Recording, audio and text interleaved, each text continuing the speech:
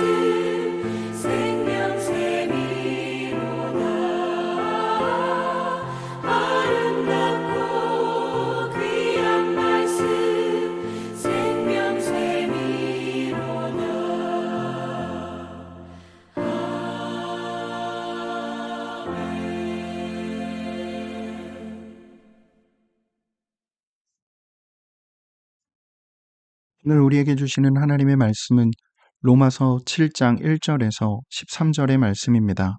로마서 7장 1절에서 13절의 말씀을 봉독하겠습니다. 형제들아, 내가 법 아는 자들에게 말하노니 너희는 그 법이 사람이 살 동안만 그를 주관하는 줄 알지 못하느냐. 남편 있는 여인이 그 남편 생전에는 법으로 그에게 매인바 되나 만일 그 남편이 죽으면 남편의 법에서 벗어나느니라. 그러므로 만일 그 남편 생전에 다른 남자에게 가면 음녀라. 그러나 만일 남편이 죽으면 그 법에서 자유롭게 되나니 다른 남자에게 갈지라도 음녀가 되지 아니하느니라. 그러므로 형제들아, 너희도 그리스도의 몸으로 말미암아 율법에 대하여 죽임을 당하였으니 이는 다르니 곧 죽은 자 가운데서 살아나신 이에게 가서 우리가 하나님을 위하여 열매를 맺게 하려 함이라. 우리가 육신에 있을 때에는 율법으로 말미암는 죄의 정욕이 우리 지체 중에 역사하여 우리로 사망을 위하여 열매를 맺게 하였더니 이제는 우리가 얽매였던 것에 대하여 죽었으므로 율법에서 벗어났으니 이러므로 우리가 영의 새로운 것으로 섬길 것이요 율법 조문의 묵은 것으로 아니할지니라. 그런즉 우리가 무슨 말을 하리요? 율법이 죄냐? 그럴 수 없느니라. 율법으로 말미암지 않고는 내가 죄를 알지 못하였으니 곧 율법이 탐내지 말라 하지 아니하였더라면 내가 탐심을 알지 못하였으리라. 그러나 죄가 기회를 타서 계명으로 말미암아 내 속에서 온갖 탐심을 이루었나니 이는 율법이 없으면 죄가 죽은 것임이라. 전에 율법을 깨닫지 못할 때에는 내가 살았더니 계명이 이름에 죄는 살아나고 나는 죽었도다. 생명에 이르게 할 그 계명이 내게 대하여 도리어 사망에 이르게 하는 것이 되었도다. 죄가 기회를 타서 계명으로 말미암아 나를 속이고 그것으로 나를 죽였는지라. 이로 보건대 율법은 거룩하고 계명도 거룩하고 의로우며 선하도다. 그런즉 선한 것이 내게 사망이 되었느냐? 그럴 수 없느니라. 오직 죄가 죄로 드러나기 위하여 선한 그것으로 말미암아 나를 죽게 만들었으니 이는 계명으로 말미암아 죄로 심히 죄되게 하려 함이라. 아멘. 오늘도 이 새벽 기도회에 동참하는 모든 참소망의 성도님들과 모든 하나님의 백성들 위해 좋으신 주님의 은총과 평화가 함께 하시길 빕니다. 오늘 우리에게 주어진 본문인 로마서 7장 1절에서 13절의 말씀은 율법에 관한 이야기입니다. 유대인들에게 율법은 오늘날 그리스도인들의 성경과 같은 개념입니다. 그리스도인들이 성경 없이 하나님을 섬긴다는 것이 불가능하다고 믿는 것처럼 유대인들에게 있어 율법은 바로 그런 것이었습니다. 우리가 너무나도 잘 아는 시편 1편 1절 2절의 고백을 한번 들어보십시오. 시편 1편 1절 2절의 말씀입니다. 복 있는 사람은 악인들의 꾀를 따르지 아니하며 죄인들의 길에 서지 아니하며 오만한 자들의 자리에 앉지 아니하고 오직 여호와의 율법을 즐거워하여 그의 율법을 주야로 묵상하는도다. 율법을 밤낮으로 묵상하는 사람이 복이 있는 사람이라고 시인은 노래합니다.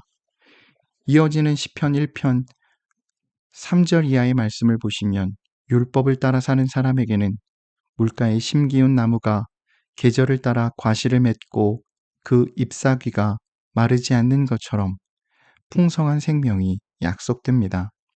하지만 율법을 무시하는 악한 자들에게는 바람에 나는 겨처럼 하나님의 심판을 견디지 못한다는 선언이 뒤따릅니다. 한마디로 유대인들에게는 율법만이 해답인 것입니다. 그런데 로마서에서 바울 사도는 그렇지 않다고 말하였습니다. 그러면서 바울 사도는 진정한 해결책은 율법이 아니라 예수 그리스도라고 선언하였습니다. 그렇다면 바울 사도가 말하는 율법은 도대체 무엇일까요? 바울 사도는 오늘 본문에서 율법을 결혼 관계에 비유하여 설명합니다. 그 내용은 이렇습니다. 결혼한 여인은 법에 의해 남편에게 매이게 됩니다. 물론 그 매임은 남편이 살아있을 동안으로 제한됩니다.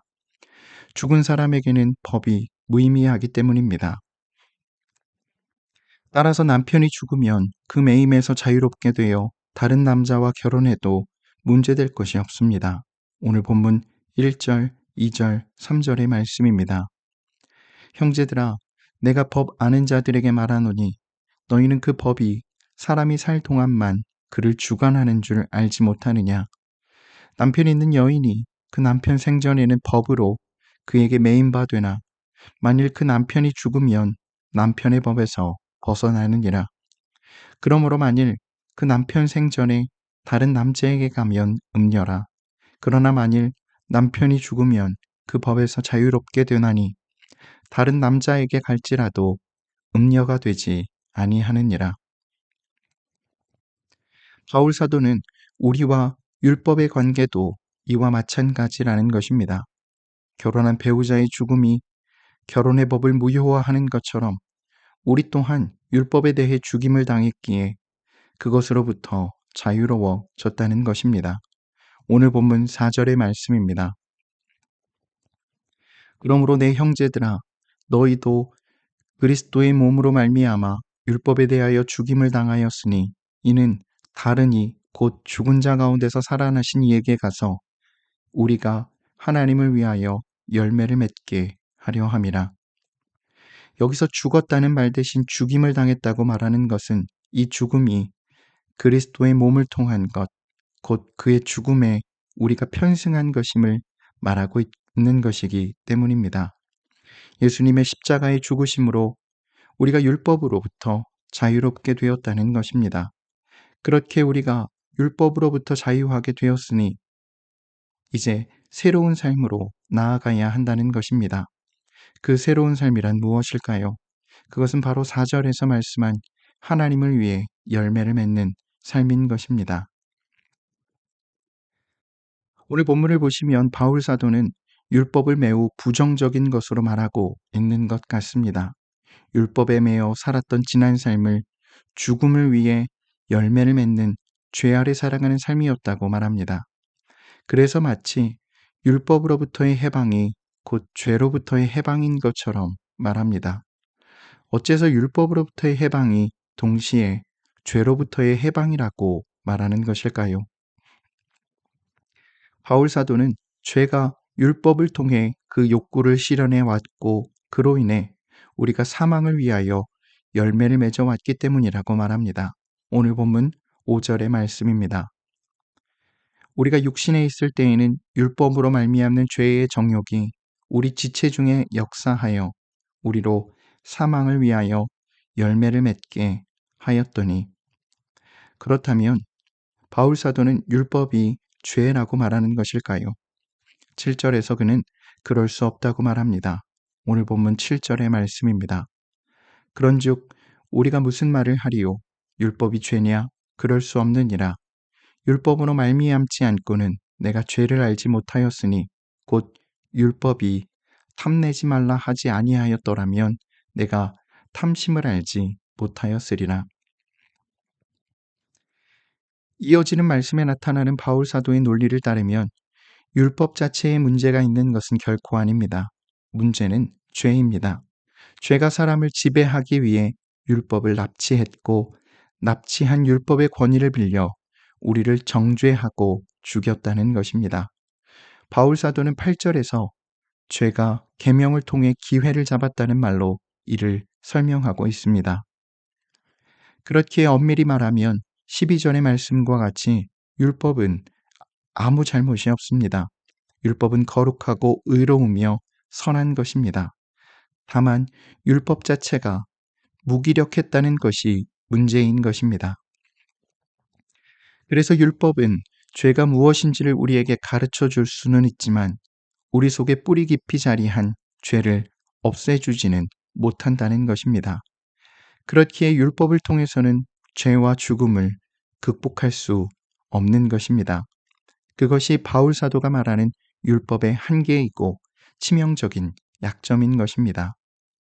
그런데 그리스도께서 십자가의 죽으심으로 우리를 율법으로부터 자유하게 해주셨으니 이제 율법에 매여 계속해서 죄의 종노릇하며 죽음을 위한 열매를 맺는 삶이 아닌 하나님을 위하여 열매를 맺는 삶이 가능해졌다고, 그러니 이제 새로운 삶으로 나아오라고 우리를 초대하고 있는 것입니다. 오늘 본문 6절의 말씀입니다.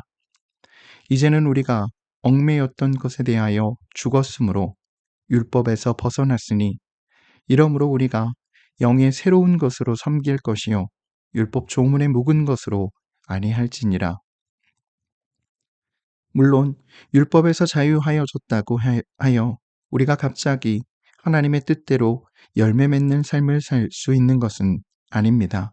삶의 방향은 바뀌었지만 여전히 옛삶의 인력은 끊어지지 않았기 때문입니다. 또 정신을 차리지 않으면 오랫동안 젖어든 삶의 습관이 우리의 의지와 지향을 제멋대로 바꿔놓기 때문입니다. 그럼 어떻게 해야 우리가 하나님의 열매를 맺는 삶을 살 수 있을까요? 다른 것 없습니다. 자꾸만 우리 자신을 돌아보면서 하나님의 마음에 우리 마음을 비끄러매야 합니다. 또한 날마다 성령을 구하며 하나님의 영으로 충만해야 할 것입니다. 그때야 비로소 옛삶의 인력에서 벗어나 하나님을 위해 열매 맺는 삶이 가능해질 수 있는 것입니다. 우리 모두 날마다 하나님의 마음을 구하며 성령 하나님의 도우심을 구하며 하나님을 위해 열매 맺는 삶 살아가는 우리 모두가 되기를 간절히 소망합니다. 아멘. 함께 기도하겠습니다.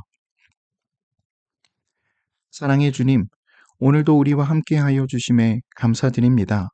우리 모두가 날마다 하나님의 나라를 꿈꾸며 살게 하여 주시고 우리가 서 있는 자리가 어디이든 우리의 삶의 형편이 어떠하든 늘 하나님을 기억하며 하나님 안에 거하며 언제나 어디서나 그리스도인답게 살아가도록 우리를 인도하여 주시옵소서.